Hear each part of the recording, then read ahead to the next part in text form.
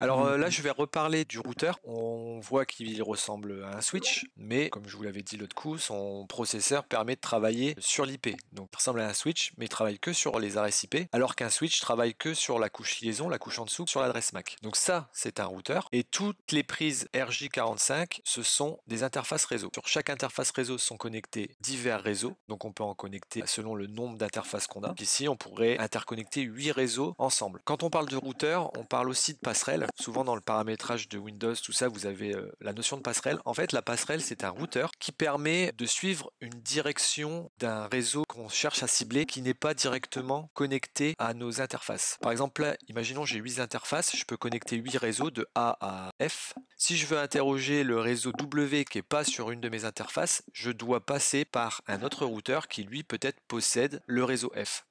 Et dans ce cas-là, on n'appelle plus ça un routeur, mais on appelle ça une passerelle. Et puis, bien sûr, tout est relié par câble RJ45. Je vous ai fait une petite infrastructure réseau avec plein de routeurs et de switches. Pour simplifier, tous les IP sont avec un masque /24. Donc j'ai un routeur 1 ici, un routeur 2 ici, un routeur 3 et un routeur 4. J'ai un routeur box qui me permet d'avoir une liaison vers le web. Et ça, on va dire que c'est un réseau d'entreprise avec différents réseaux de l'entreprise.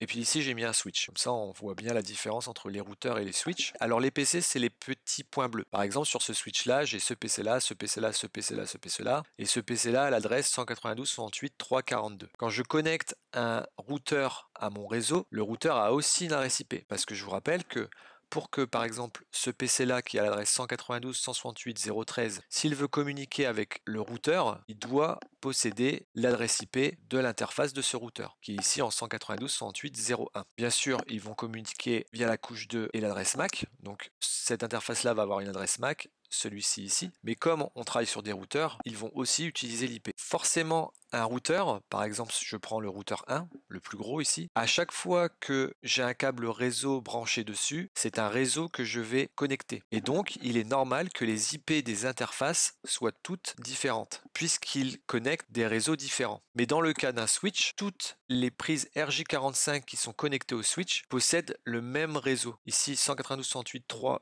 et ici 192.168.3 parce que un switch n'interconnecte pas des réseaux, il permet d'interconnecter des machines qui sont sur le même réseau. C'est pour ça qu'ils ont toutes la même adresse de réseau. Donc pour résoudre un exercice comme ça, pour avoir les tables de routage des routeurs, déjà il faut essayer d'identifier les adresses réseau de chaque réseau. Donc ça c'est un exercice que normalement vous devez savoir faire. Je vais commencer par ce réseau-là. Étant donné qu'il est sur 24 bits, est-ce que vous pouvez me donner l'adresse réseau de ce réseau-ci que je noterai ici? Le masque, ça fait 255.255.255.0. Vous avez mis 192.168.3.0. Est-ce que vous pouvez me donner le détail? En fonction du masque, j'ai pris la 3.44. Est-ce que ça change quelque chose si ça avait pris la 3.42? Bah non, pour le même réseau. Voilà, ils sont sur le même réseau, donc peu importe l'adresse IP que vous prenez ici pour trouver le réseau, c'est la même. Si vous voyez Ouais, dans voilà. le chat, pour trouver l'adresse réseau, je vais repérer dans le masque tous les bits qui sont à 0, ce sont mes bits que je peux modifier. À chaque fois que j'ai un bit à 0, je prends les bits de l'adresse IP au-dessus et je mets tout à 0. Du coup, ça fait ça, donc c'est une opération binaire. Cette adresse IP là, c'est bien 192.168.3.0. Donc ça c'est pour trouver l'adresse d'un réseau. Ça c'est savoir utiliser le masque de sous-réseau. C'est savoir que le masque de sous-réseau on le met en dessous d'une adresse IP et tous les bits à 0 dans le masque nous permettent d'identifier l'adresse machine et l'adresse réseau, et dans la partie machine on met tous les bits à 0, c'est une adresse particulière, c'est l'adresse réseau, et si on avait mis tous les bits à 1 ça aurait été une adresse de broadcast. Donc cette adresse IP là c'est une adresse particulière de tout ce réseau là. Vous allez me faire le réseau ici, celui-ci. Allez, me donner l'adresse IP de ce réseau.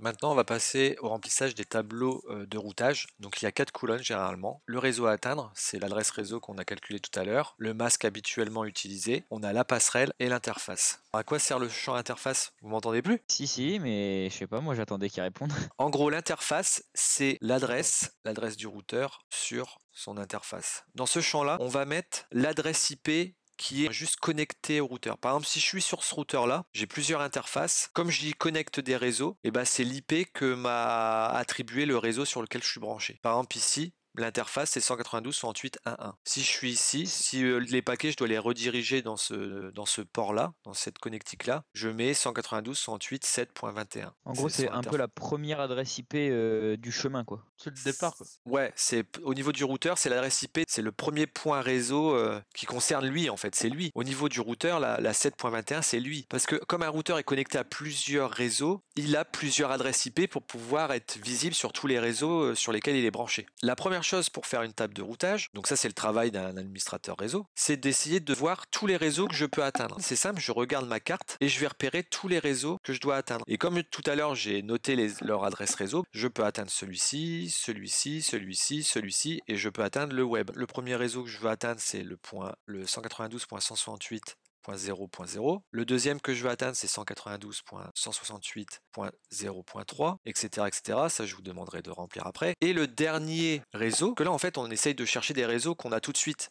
Mais nous, sur notre réseau, par exemple, on n'a pas un serveur Google. Quelle est l'adresse réseau à atteindre quand on a des réseaux comme ça dont on ne connaît pas forcément la route? Bah, celui d'Internet, du web, non? Mais on ne connaît pas le réseau du web, puisque le web, c'est par définition un million de réseaux connectés. Quand je veux cibler un réseau que je connais, ok, et si j'ai un réseau qui n'est pas dans ma table de routage, je vais utiliser le champ 0.0.0 qui va permettre à mon routeur de savoir par où il va partir quand c'est un réseau qui ne connecte pas directement. Par exemple, ici, on connaît tous les réseaux parce qu'ils sont connectés à eux, mais si je veux avoir Google, il n'est pas sur mon schéma Google. Bah, je suis quand même bien obligé de dire sur mon routeur par où je vais passer pour aller atteindre Google.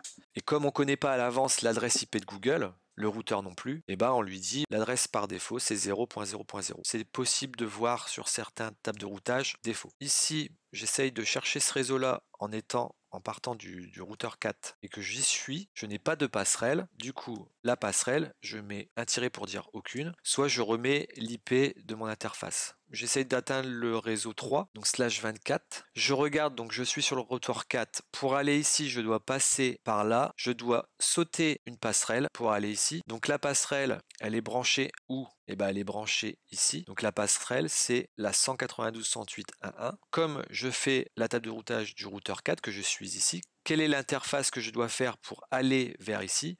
Eh bien, je dois sortir par l'interface numéro 8 ici, qui est connectée sur ce réseau-là à l'adresse 192.168.1.2. Mais là, je vais vous laisser avec l'exercice suivant. Donc là, vous allez me faire la table complète du routeur 1. Il faut qu'on atteigne chaque réseau? Ouais, si vous êtes attentif, vous verrez que là, il y a un réseau qui est le 7. En fait, c'est juste un réseau où il n'y a pas de machine dessus. On aurait pu mettre un switch là et des machines. C'est juste un enchaînement de deux passerelles. Du coup, l'exercice, il est ici. Je vous le mets là. Hop, j'en fais une petite capture.